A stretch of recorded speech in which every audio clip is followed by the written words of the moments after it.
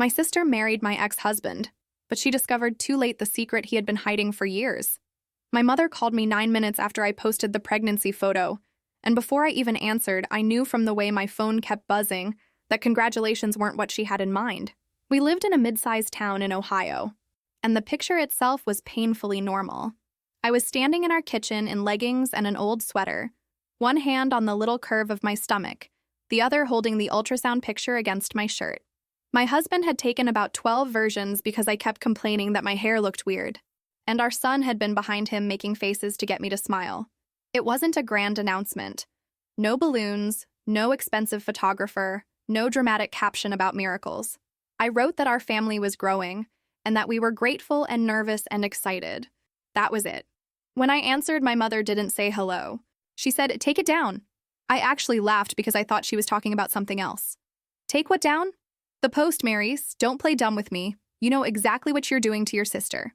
That sentence did something ugly inside me because there are certain phrases your parents can use that make you feel 12 years old again, no matter how old you are or how many bills you pay. I was standing in a house I helped pay for, married to a man who loved me, pregnant with a baby we had wanted, and suddenly I was back in my mother's kitchen being told that I had eaten the last cookie when my sister wanted it. I told her the post had nothing to do with my sister. My mother said that was a technicality, which was honestly almost impressive. Apparently, being pregnant in public had become a technicality. "She is going through something you can't understand," she said. "You could show a little sensitivity." I gripped the edge of the counter and reminded her, as calmly as I could, that my sister had never once contacted me about her fertility problems. We barely spoke. We had barely spoken for years. My mother answered that I knew enough, and that decent people didn't rub their happiness in someone else's face. My husband walked in halfway through the call, took one look at me, and stopped. He mouthed, "Your mom?" I nodded. He rolled his eyes so hard I almost smiled. Then my mother said, "Everything always has to be about you." And there it was, the family anthem. I wish I could say I gave her a mature, measured answer. I did not. I told her that if my existence was personally offensive to my sister, maybe my sister should stop checking my page. My mother gasped like I'd thrown a drink at her. I followed it up by saying I wasn't going to hide my baby to make my sister more comfortable, and if she expected that from me, she could stay mad. Then I hung up. He kissed my forehead and told me to sit down. Our son came in asking if the baby could hear him yet, and that question saved the rest of the afternoon. I put his hand on my stomach even though there was nothing to feel yet, and he talked to the baby about a cartoon he'd watched earlier. I remember looking at him and thinking that this was supposed to be a happy day. Then I immediately felt guilty for letting my mother steal even 10 minutes of it. The truth is, that phone call didn't create the problem. It only ripped the cover off something that had been sitting there for years. My sister had always been the one my mother worried about. If I had a hard day, I was strong enough to handle it. If my sister had a hard day, the entire house changed temperature. When we were teenagers, she could scream, slam doors, skip school, and cry in my mother's bed for 3 hours, and everybody treated it like a crisis. If I got upset, I was told not to be dramatic. At the time, I thought that was just what having an emotional sibling was like. It took me years to realize my mother had trained both of us into those roles. My sister learned that pain made people gather around her, and I learned that pain was something I should deal with quietly so I didn't inconvenience anyone. That probably explains why I stayed in my first marriage longer than I should have. I had my son young enough that I still felt like I was pretending to be an adult half the time. My then husband worked full-time. I had stopped working after the baby was born because childcare would have eaten most of what I made. And I was tired in that specific new mother way where you stop remembering what day it is. I loved my son so much it scared me.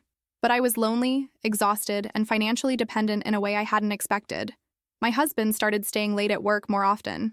He became weirdly protective of his phone. He also became nicer to me in this distant, guilty way, which sounds ridiculous until you've lived it. He'd bring home my favorite snack, then barely speak to me through dinner.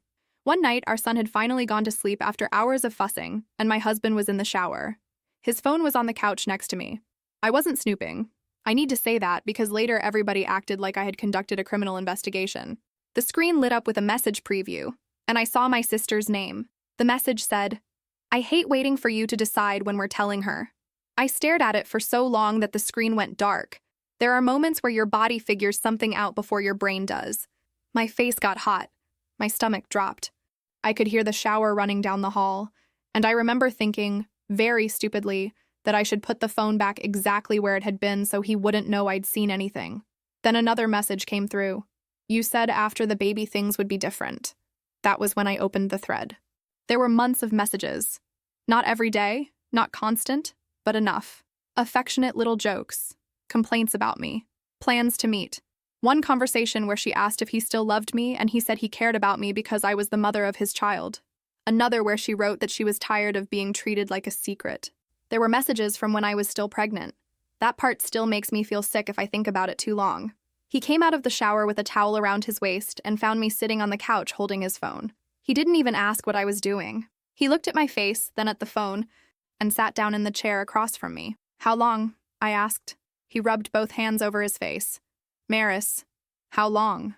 He told me it had started emotionally before it became physical, which is one of those explanations people give because they think adding stages makes betrayal sound organized and therefore less awful. He said he never meant for it to happen. He said he had been unhappy. He said my sister understood him. Then, because apparently the night wasn't bad enough, he said he was sorry I found out this way. Not sorry he did it. Sorry I found out badly. I remember laughing, not because anything was funny, but because sometimes your brain pulls the wrong lever. I asked him whether there was a preferred method for discovering your husband was sleeping with your sister. Maybe there was a greeting card for it. He got angry then, which was almost a relief because guilt had made him too calm. He said I was twisting his words. I said his words didn't need help. Our son started crying in the next room, and both of us froze. That sound snapped me out of the argument. I stood up, handed him his phone, and went to get the baby. I held my son in the dark nursery and cried into the top of his little head as quietly as I could. He smelled like baby shampoo and warm milk. That moment is burned into me more clearly than the actual confrontation. I called my sister the next morning after my husband had left to stay somewhere else.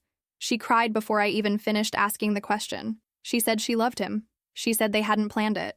She said she had tried to stay away. She said feelings didn't follow rules. I told her sleeping with your sister's husband wasn't a feeling. She cried harder. Then my mother called. To this day, I don't know whether my sister called her first, or my husband did, but somehow my mother already had a full explanation ready. She told me my sister was devastated too. She said nobody had wanted to hurt me. She said my marriage had obviously been struggling and that I needed to stop acting as if my sister had single-handedly destroyed a perfect home. I hadn't said my marriage was perfect. I had said my sister slept with my husband. Those aren't the same sentence. I asked my mother whether she was seriously defending her. My mother said she was trying to be fair to everyone. That was the day I finally understood that in my family, fair meant making sure my sister never had to carry the full weight of what she'd done. I didn't throw clothes out a window or slash tires or do anything satisfying enough for a dramatic story. I found a lawyer because I had a child and no income and I was terrified. I cried in the lawyer's office so hard the woman had to stop and hand me tissues. Then I apologized for crying, which tells you everything about who I was back then. My husband agreed to the divorce faster than I expected. He wanted to look reasonable. He agreed that our son would live mainly with me, that he would have regular visits, and that he would pay support.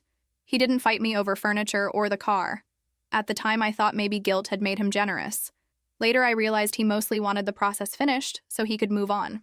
2 months after the divorce was finalized, he married my sister. 2 months. My mother went to the ceremony. She didn't just go. She helped. I found that out because an aunt called me afterward, furious on my behalf, and then immediately regretted telling me because I went completely silent. My mother later defended herself by saying she couldn't abandon one daughter to prove loyalty to another. I asked why she had no problem abandoning me emotionally when my marriage blew up. She told me I was being cruel. I stopped answering her calls for a while. That first year after the divorce wasn't some empowering montage where I found myself and bought cute furniture. It was mostly cheap groceries. Job applications, daycare schedules, and crying in my car because I couldn't afford to cry anywhere my son could see me. I found an administrative job at a small medical office. It was boring in the most wonderful way. The pay was modest, the benefits were decent, and my manager didn't care about my personal life as long as I showed up on time and did my work. I needed boring. Boring felt safe. My ex paid support on time, which I will give him. He also maintained a very polished version of fatherhood. He showed up enough to claim he was involved, but not enough that our son ever knew whether plans were actually going to happen. He would confirm a Saturday visit and then cancel Friday night. He would promise a zoo trip and change it to dinner because something came up. He remembered birthdays, but missed ordinary days, and ordinary days are where children actually live. I tried not to speak badly about him. Some days that made me feel mature. Other days it made me feel like I was swallowing nails. About a year after the divorce, I met the man who is now my husband at work. He wasn't a doctor or some mysterious, wealthy stranger who rescued me. He worked in the billing department for a company our office used, and he came in during a software transition because half of us couldn't figure out why claims were disappearing. Our first conversation was about missing paperwork. Very romantic. He had this calm way of explaining things without making people feel stupid. I liked him immediately, which scared me enough that I avoided him for 2 weeks. When he finally asked if I wanted coffee after work, I almost said no. Then I thought about how tired I was of letting the worst thing that had happened to me decide everything that happened afterward. So I said yes. I told him about my son on the first date. I told him about the divorce on the second. I told him who my ex had married on the third, because I kept waiting for the normal moment to say, by the way, my former husband is now married to my sister. And there is no normal moment for that sentence. He never pushed his way into my son's life. That mattered more than I can explain. He showed up. He learned what snacks my son liked. He sat on the floor and built ridiculous block towers. He came to school events when I invited him, and he never acted offended when my son talked about his biological father. He just kept being there. We dated for a few years before we got married. By then, my son was old enough to understand that my husband wasn't replacing anyone, but he was part of our home. My ex's visits had become less reliable, though he still paid support and still appeared in enough family pictures to convince outsiders that he was doing just fine. Meanwhile, my sister and my ex had been trying to have a baby. I knew because my mother told me. Of course she did. At first it came up casually. Then it became the subject of every family conversation I accidentally got dragged into. My sister had irregular cycles and had always worried something might be wrong. My mother talked about appointments, medications, disappointments, and how hard it was for my sister to see pregnancy announcements online. I felt sorry for her. That sounds insane after everything, but I did. Infertility is cruel, and I didn't want her to suffer just because she had made me suffer. I also didn't want to be involved. Both things could be true, even if my mother never understood that. My ex apparently told everyone that the issue had to be on my sister's side because he already had a biological child. That fact became almost a piece of evidence in their household. He had fathered my son, therefore his fertility was beyond question. I didn't know enough about their medical situation to challenge it, and frankly, I didn't want to know. Years passed. My marriage settled into the kind of life I had once thought was too boring to be special. Shared grocery lists, folding laundry while complaining about work, arguing over whose turn it was to call the plumber. My son got older. My husband became the person he asked for help with homework, and the person who took him outside when he needed to burn off energy. My ex became more like a recurring appointment on the calendar, one that could still be canceled. When I found out I was pregnant again, I sat on the bathroom floor and cried. Not sad crying, not exactly happy crying either. It was this overwhelming mix of relief, fear, joy, and old panic, because pregnancy had been the backdrop to the worst betrayal of my life the first time. My husband sat down on the floor with me, even though there was no room and his knee was practically under the sink, and he said, "We're okay, this is different." I wanted to believe him so badly that I got angry at myself for needing reassurance. We waited until I was comfortable, then told our son. He screamed, hugged me too hard, and immediately started asking whether the baby could sleep in his room. After that, sharing the news with friends felt natural. I knew my sister would see it eventually. I knew it might hurt her. I also knew I couldn't build my second pregnancy around preventing every possible reaction she might have. That was how I ended up in my kitchen with my mother demanding I erase my own announcement. I left the post up. For a couple of weeks, nothing happened. Then we found out we were having a girl, and my husband wanted to post a picture of the three of us holding a tiny little dress we'd bought. I hesitated for maybe half an hour because my mother's voice was still in my head, which made me furious. My husband noticed. "You don't have to post anything," he said. "But don't not post because you're scared of your mother." That irritated me because he was right, and I hate when someone is right while I'm trying to be conflicted. So I posted it. My mother commented within an hour. She wrote that some people would do anything for attention, even when they knew someone else was struggling. Right there, under a picture of my son grinning and holding baby clothes. I stared at the comment until my vision went fuzzy. My husband saw it over my shoulder and said, "Are you kidding me?" Before I could stop him, he replied that our pregnancy wasn't an attack on anyone and that using a child's announcement to shame me was inappropriate. His wording was cleaner than mine would have been. which was probably for the best. My mother deleted her comment after a few relatives reacted badly, then sent me a private message saying I had embarrassed her publicly by letting my husband speak to her that way. I answered, "You commented publicly." She said I knew exactly what I was doing by posting the sex of the baby when my sister had just had another disappointing appointment. I didn't know that. How would I know that? Nobody had told me. When I said so, she responded that I should have asked. That was the point where something in me finally got tired. Not angry, exactly. Tired. I restricted her ability to comment on my posts. I didn't block her because some part of me was still trying to be the reasonable daughter, but I removed her access to the little public stage she kept using. By the time our daughter was born, I had lowered my expectations enough that I told myself I didn't care whether my mother reached out. I did care, obviously. Saying you don't care is sometimes just a cheaper way of admitting you don't want to be disappointed. Labor was long, uncomfortable, and extremely unglamorous. When they finally put my daughter on my chest, she was red and furious and perfect. My husband cried harder than I did. My son came to the hospital later wearing a shirt he had picked out himself because he said he needed to look professional when meeting his sister. It had a crooked collar and a stain near the bottom. I nearly lost it when I saw him. While the baby slept against me, I sent my mother a simple message saying she had arrived safely and we were both doing well. I added a picture. I didn't ask her to come. I didn't reopen the argument. I just gave her the information because she was my mother, and despite everything, I wanted to know I had done that much. She read it and didn't respond. Hours passed. Then a full day. Nothing. My sister didn't contact me either, which was expected. What surprised me was how many other people stayed quiet. I later learned my mother had been telling relatives that I wanted space, so some of them thought contacting me would be disrespectful. That was convenient for her. If people stayed away, she could point to my isolation as proof that I had created it. The part that hurt most happened when my son came to visit again and asked, "Is Grandma coming tomorrow?"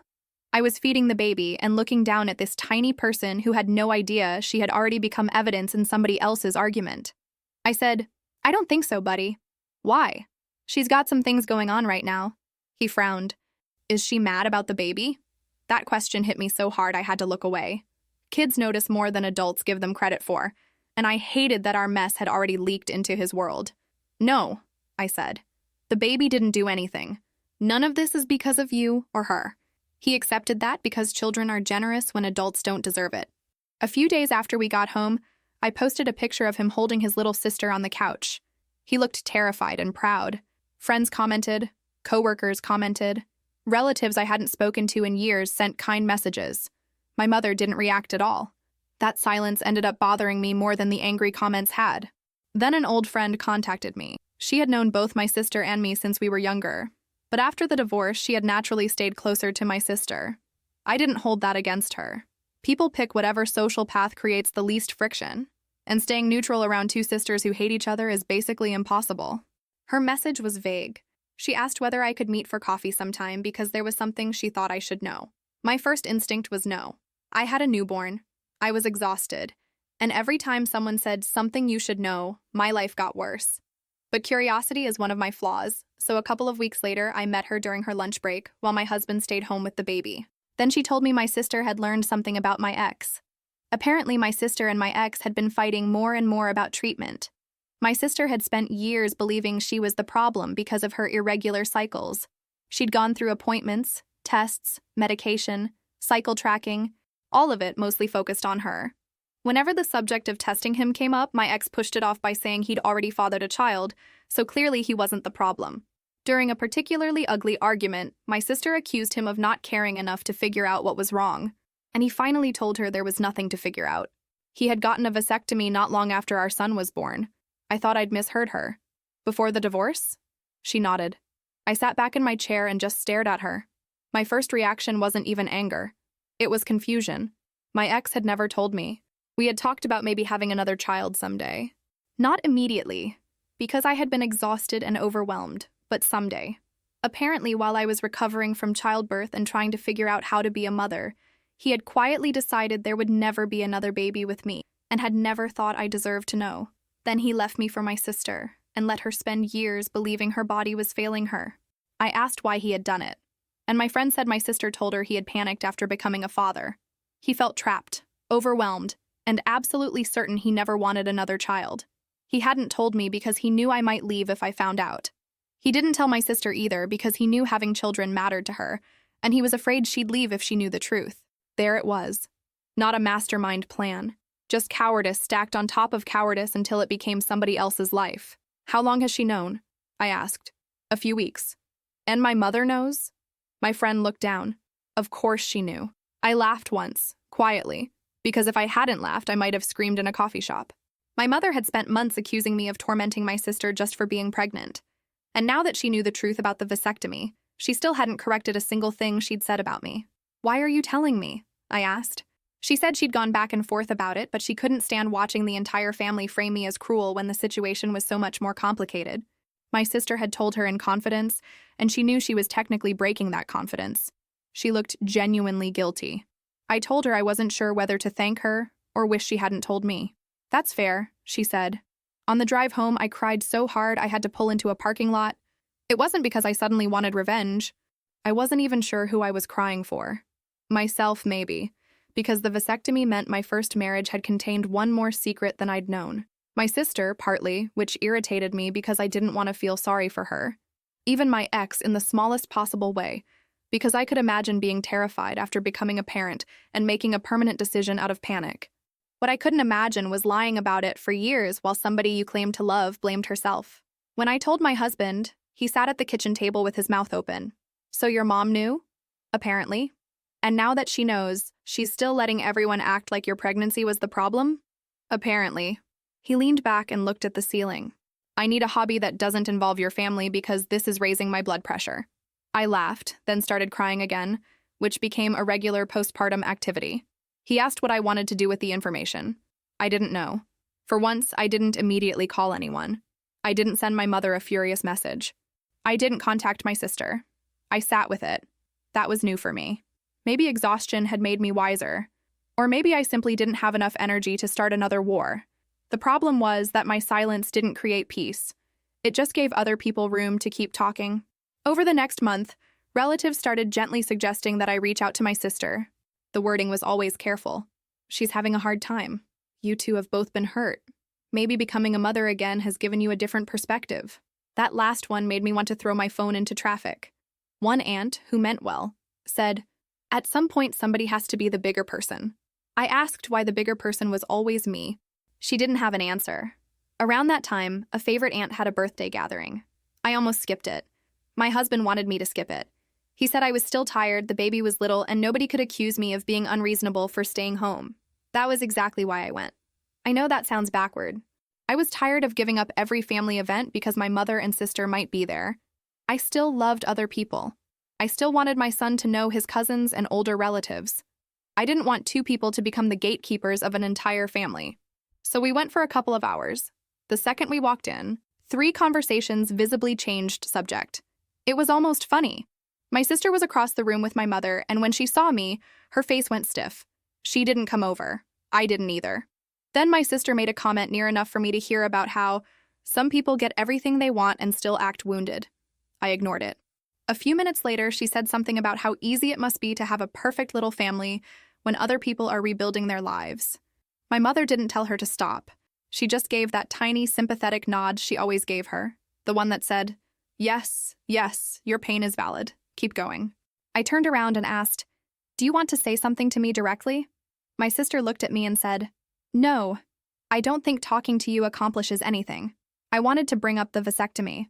I wanted to say, "Does everyone here know your husband lied to you for years while Mom blamed me?" The sentence was right there. Not because I was noble. I didn't say it because it wasn't my secret to explode in front of 20 people, and because my son was standing behind me holding a paper plate. He tugged my sleeve and whispered, "Why is Grandma mad?" I picked up the diaper bag and told my husband we were leaving. My mother followed us toward the door and accused me of creating a scene. I turned around and said, "I didn't create this. I just stopped sitting quietly inside it." A few days later, my mother sent me an email so long I had to scroll 3 times just to see the bottom. She accused me of humiliating my sister at the birthday gathering, alienating relatives, controlling access to my children, and trying to erase my son's biological father from his life. That last accusation came out of nowhere. She said my husband was encouraging me to replace my son's real father, and that one day my children would understand what kind of person I was. I read the email twice, which was one time too many. My husband read it after I shoved my phone at him without speaking. His face changed halfway through. "Save this," he said. "Why?" "Because every time she acts normal later, you're going to wonder if you exaggerated this. Save it." That was painfully accurate. I didn't respond point by point. I knew exactly where that road went. If I explained one accusation, she would replace it with another. So I sent a short message saying that from then on, any contact needed to be in writing and that she wasn't to discuss adult conflict with either of my children. If she wanted a relationship with us, she needed to respect those limits. She replied that I was treating her like a criminal. I didn't answer. For the first time in my life, not answering felt less like weakness and more like control. The next few months were quieter. Not peaceful exactly, but quieter. My sister and my ex were apparently fighting constantly. I knew because family news has a way of traveling even when you don't request delivery. An aunt mentioned that they had stopped attending events together. Someone else said my sister had been staying with a friend. My mother made vague comments online about supporting people through betrayal, which was so lacking in self-awareness that I almost admired it.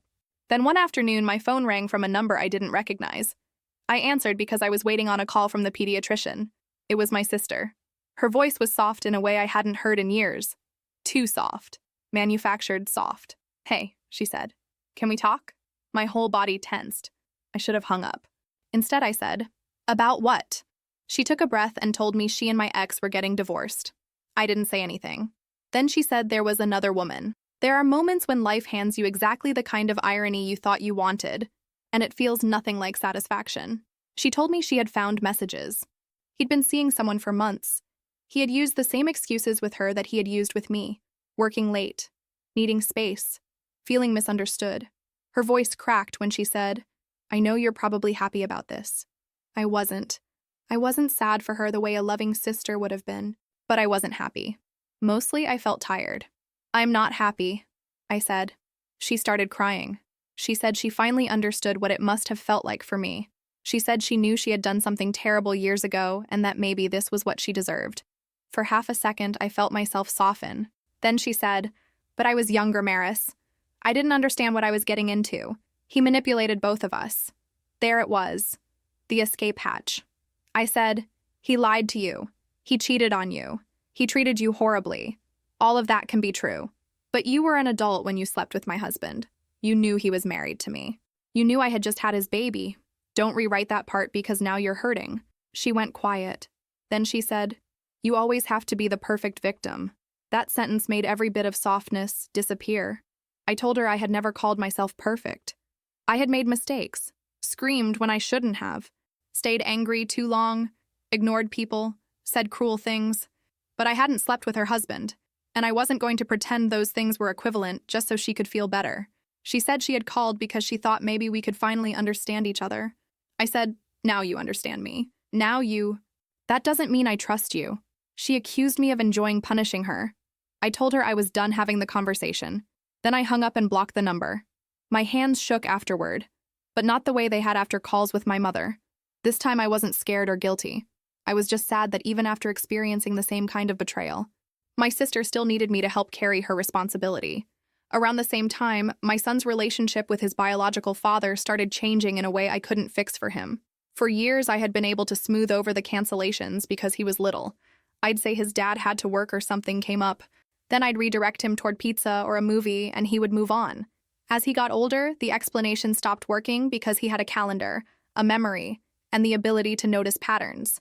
One Saturday, his father was supposed to take him to an indoor climbing place he'd been talking about for days. My son had his shoes by the door before breakfast. He kept checking the window even though his father wasn't due until later. I hated watching it because I already had that familiar feeling in my stomach. An hour before pickup, my ex texted me, "Work emergency. Can't make it. Tell him I'm sorry. We'll do it next weekend." I stared at the message and felt a level of anger that was almost embarrassing because I had seen versions of it so many times. I wanted to call and demand that he explain himself directly to his son. I wanted to tell him that children eventually stop waiting at windows. Instead, I walked into the living room and sat beside my son. "Your dad can't make it today," I said. His face changed immediately. "Why?" He said something happened at work. "He always has work when it's my day." I didn't know what to say to that because lying would insult him, and agreeing too strongly would drag him into adult resentment. So I said, "I know you're disappointed. You have every right to be." He looked down at his socks and asked, "Why does he keep making plans if he's not going to come?" That one hurt. I told him I couldn't answer for his father. I said adults sometimes make promises they genuinely think they can keep and then fail at them. And sometimes they don't understand how much the failure hurts somebody else. It was the kindest version I could come up with without pretending it was acceptable. My husband had been in the kitchen pretending not to listen. A few minutes later, he came in and asked very casually whether my son still wanted to go climbing. My son looked at him. "You'd go?" "If you're okay with me embarrassing myself in public, absolutely." That got a small smile. They went. I stayed home with the baby, and when they came back, my son was sweaty and loud and telling me how my husband had gotten stuck halfway up an easy wall. My husband insisted the wall had been poorly designed, which was obviously nonsense. That evening, after both kids were asleep, I cried in the shower. Not because the day had gone badly. It had gone well.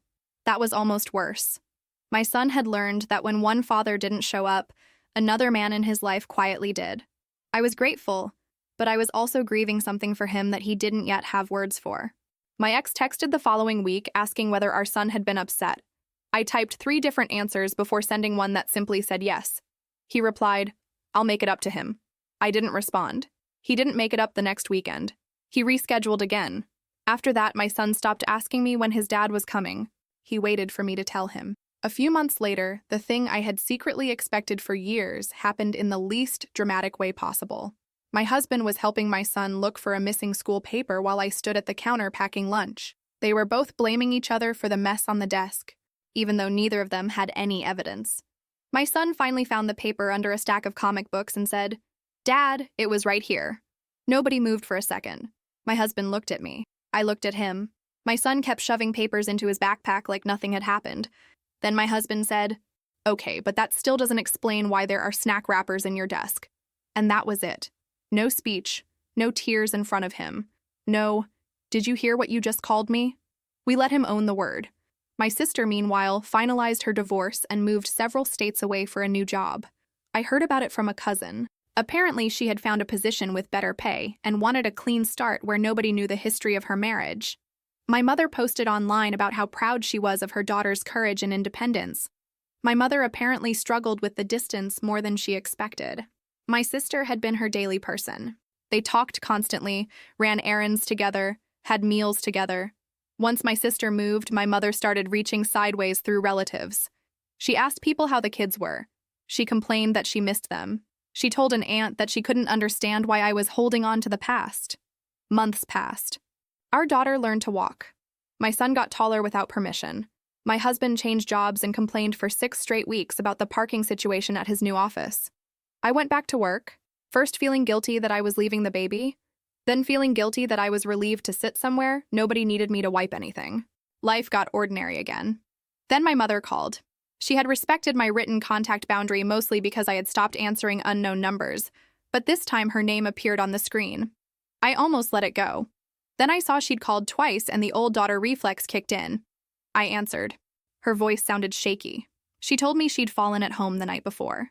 She had bruised her hip and shoulder badly, but nothing was broken. A neighbor had taken her to urgent care.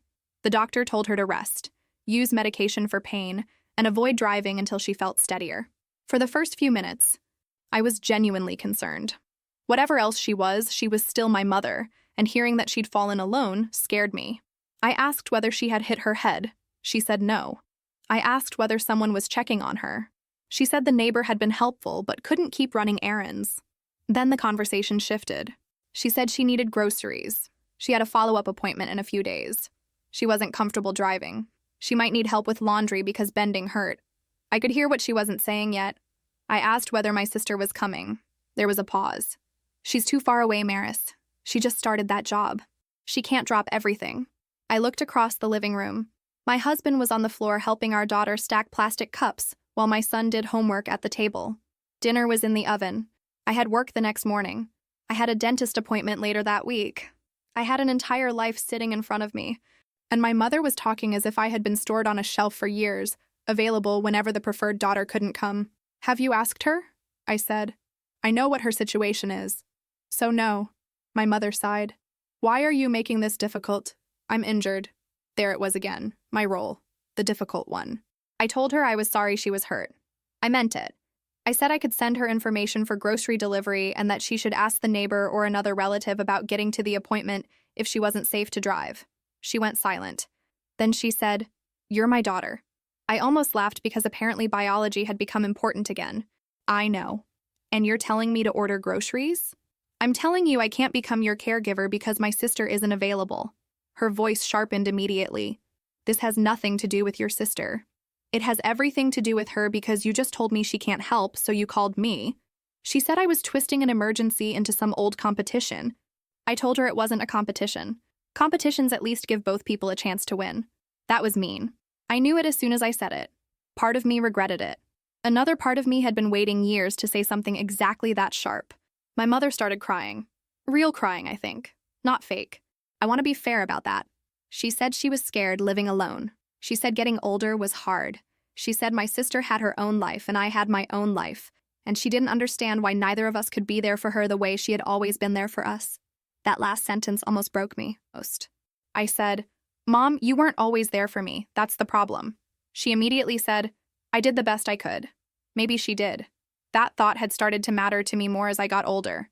Parents can do their best and still hurt their children. People can love you and still consistently choose someone else. Intent doesn't erase impact, but impact doesn't automatically mean there was no love. I had spent years wanting one clean answer where my mother was either loving or cruel, and the reality was messier. She loved me. She also failed me repeatedly. Both were true. I told her I wasn't abandoning her. I said I was refusing to step back into a role where she could ignore me, insult me, blame me, and then expect immediate care because my sister was unavailable. She said, "So you're punishing me while I'm hurt?" "No, I'm protecting myself while you're hurt. Those are different things." She called me cold. I told her I hoped she recovered quickly, and then I ended the call. I sat on the couch afterward and stared at the wall. My husband didn't ask what happened until the kids were busy in the other room. Then he sat beside me and waited. I told him everything. He asked whether I wanted to go help her. That question surprised me because he had every reason to say absolutely not. "Do you think I should?" I asked. "I think if you want to help because you'll feel better knowing you helped, that's one thing. If you want to help because you're afraid she'll call you a bad daughter, that's another."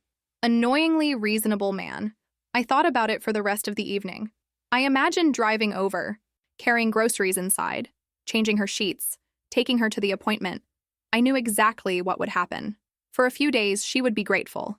Then something would shift. Maybe she'd mention my sister. Maybe she'd criticize the boundaries.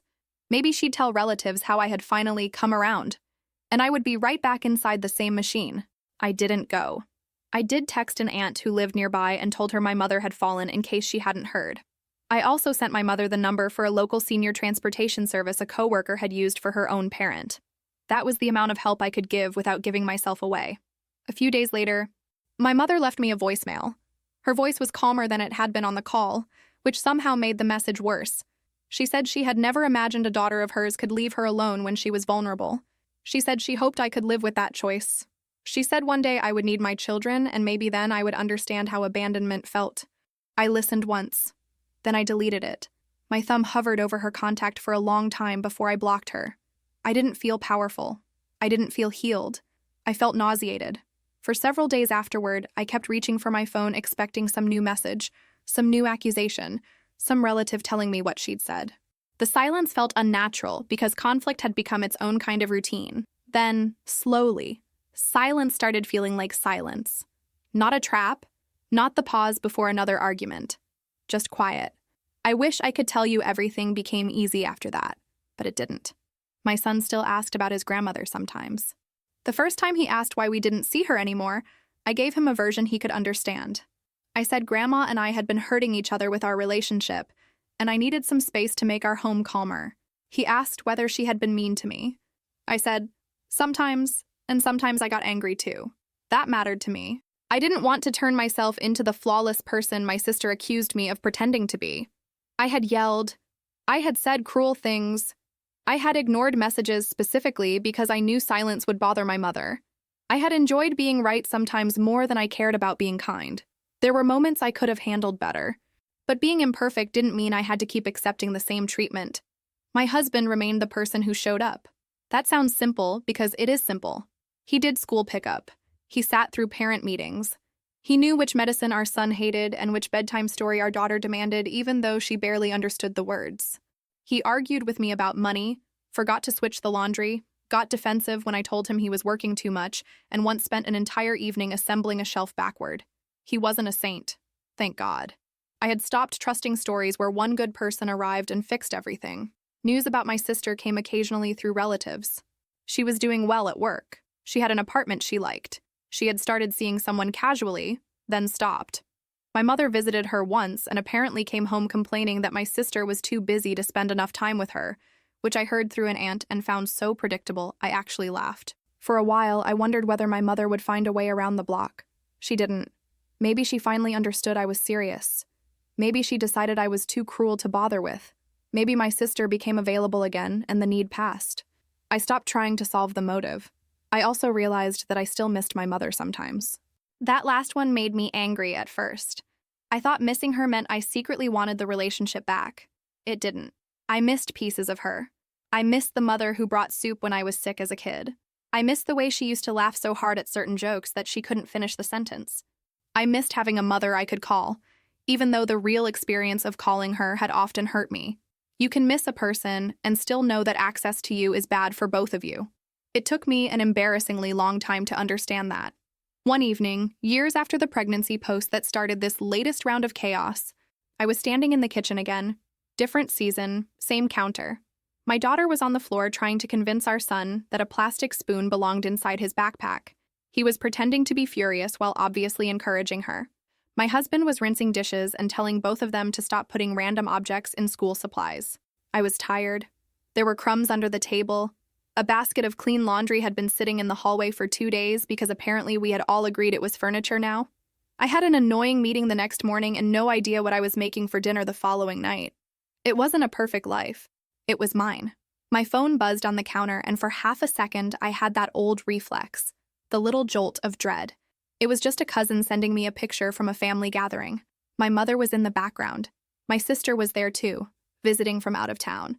They both looked older than the versions of them I carried around in my head. The cousin wrote that everyone had asked about us and hoped we were doing well. I looked at the picture longer than I expected. Then I wrote back that we were good and hoped they were too. I didn't ask for details. I didn't zoom in on my mother's face looking for signs of regret. I didn't wonder whether my sister had told everyone a new version of our history. I didn't draft a message explaining my side.